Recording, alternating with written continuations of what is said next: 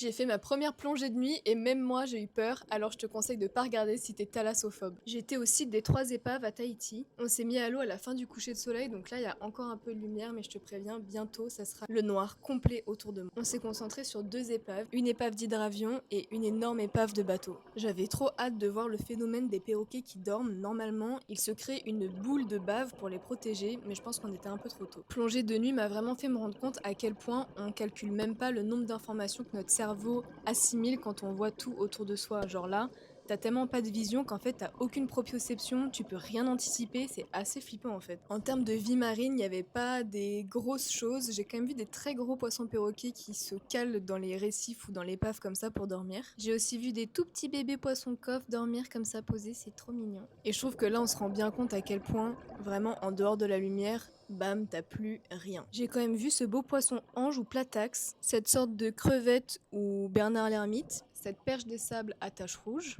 qui m'a fait sursauter quand elle est partie. J'ai vu ces beaux oursins aussi bouger, ce qui est assez rare. Ce poisson ange qui a l'air particulièrement soyeux. Et le clou du spectacle, c'était ce poisson, alors je ne l'avais jamais vu avant. C'est une espèce de poisson lion qui s'appelle Pterois à ocelles et effectivement, elle n'est jamais observée de jour. Avant de remonter, j'ai rechecké un peu dans les épaves pour y découvrir un autre petit poisson coffre qui dormait. Pour les plongées de nuit, il faut toujours qu'il y ait quelqu'un qui reste à bord, en tout cas en Polynésie, et donc il éclairait, ça faisait ces très beaux halos. Ce qui est quand même assez unique, c'est que du coup quand tu remontes, tu vois toutes les lumières de la ville, les étoiles et la lune.